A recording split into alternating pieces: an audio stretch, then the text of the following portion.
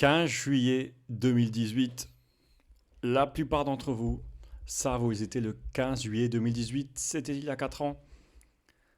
La France gagnait la Coupe du Monde face à la Croatie. La France qui avait réussi à battre notamment de grosses équipes comme l'Argentine, l'Uruguay, la Belgique, puis la Croatie. Les titres des journaux étaient grandioses, mais maintenant, une page se tourne. La page nous envoie en novembre 2022 à la nouvelle Coupe du Monde au Qatar, dans des stades assez impressionnants. Le tirage aura lieu demain soir. Et après le tirage, vous aurez une petite analyse de ma part sur ma chaîne. Donc n'hésitez pas à regarder. Je ne suis pas un journaliste, je suis juste un amateur comme vous qui essaie de partager mes idées sur le foot, notamment sur Football Manager. Passons aux 4 chapeaux. Il y aura 4 chapeaux différents. Sur quelles équipes peut tomber la France? On regarde ça tout de suite. D'abord, on va parler des... Avant de parler du chapeau 1, les équipes qui ne sont pas là. Bien sûr, on va penser à l'Italie, on va penser également à la Norvège de Haaland, ou d'autres comme l'Algérie. Mais je parle de 2 équipes. La Russie qui était comme quart de finaliste de son mondial il y a 4 ans, qui avait gagné contre le Danemark en 8e, puis perdu contre la Croatie en quart, donc quart de finaliste. La Russie, pour des raisons que vous savez, ne sera pas à la Coupe du Monde. Et la Suède non plus, la Suède d'Ibrahimovic qui avait fait peur aux Anglais en quart de finale. Et elle non plus ne sera pas. Donc 2 quarts de finalistes, 2 des 8 meilleures équipes de la dernière Coupe du Monde ne seront pas là. La Russie et la Suède. Le chapeau 1, donc 4 chapeaux différents, je vais vous les décortiquer. Chaque équipe affrontera les autres adversaires, une dans chaque chapeau, donc 4 équipes au total. Les 2 meilleures passeront. Sachant qu'il y a beaucoup de pays européens. 2 pays européens peuvent s'affronter maximum, pas plus.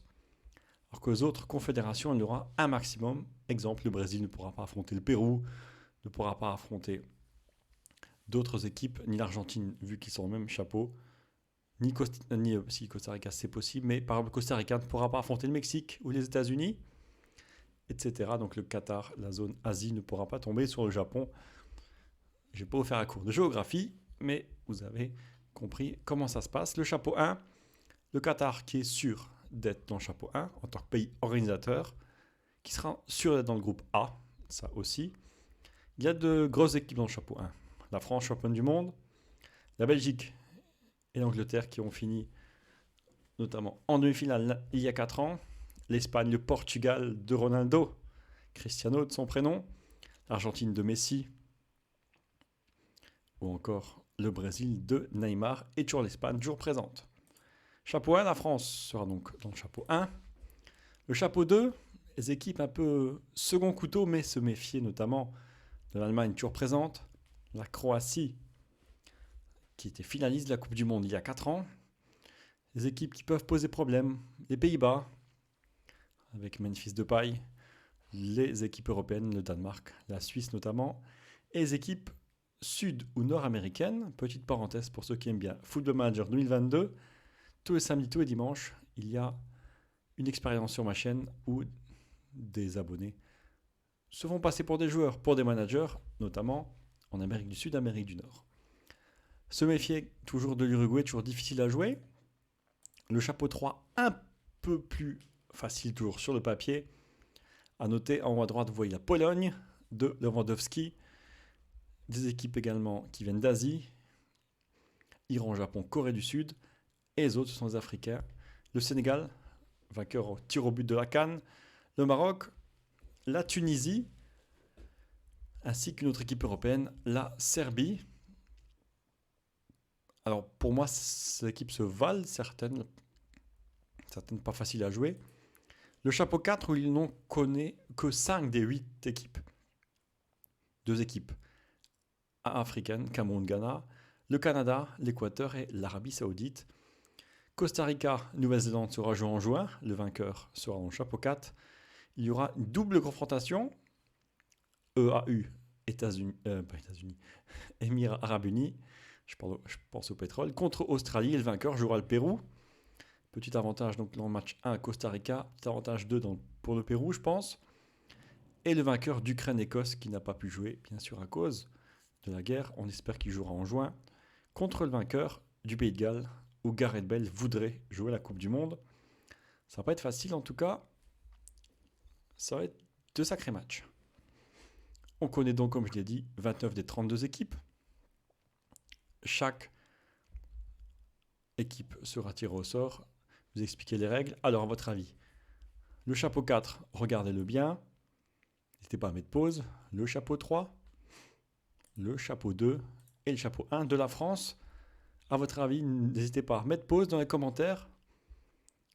Lequel est le pays le plus facile à avoir dans chaque chapeau et le plus difficile? J'ai fait un pronostic. On verra si vous êtes d'accord avec moi. On pense au pire. Le pire, pour moi, un France-Allemagne, un France-Croatie, même si la France partirait favori, elle partirait vraiment favorite.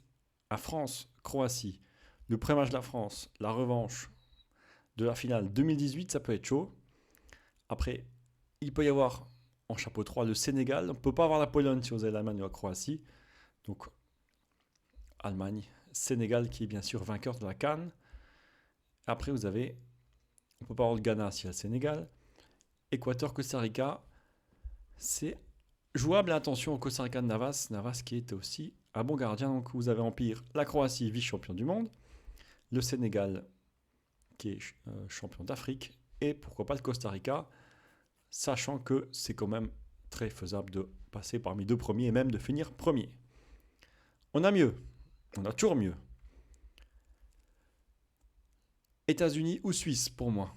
Même si la Suisse, je l'ai mis, il y a mieux que la Suisse, mais je trouve que les Français jouent souvent la Suisse. Ils arrivent toujours à s'en sortir bien. Je pense que la Suisse, c'est aussi psychologiquement bien pour eux. Ils la jouent souvent. Ils gagnent contre eux souvent, donc ça passe. États-Unis, je connais moins, mais c'est vrai que ça peut également être une des moins bonnes équipes pour moi du chapeau 2. Chapeau 3, vous avez soit Iran, soit Tunisie pour moi. La Tunisie qui est aussi l'une des moins bonnes équipes, je pense, africaines. Peut-être que je me trompe, ça c'est ce que je pense. Moi, dites-moi si je me trompe. Pourquoi j'ai mis Tunisie? Parce que si je mets Iran, on ne peut pas avoir l'Arabie Saoudite.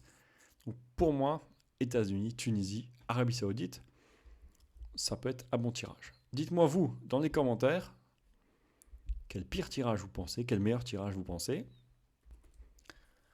En attendant, pour ceux qui ne connaissent pas ma chaîne, n'hésitez pas à vous abonner, ça fait toujours plaisir. Le like aussi pour le temps que je passe pour vous montrer, pour vous expliquer.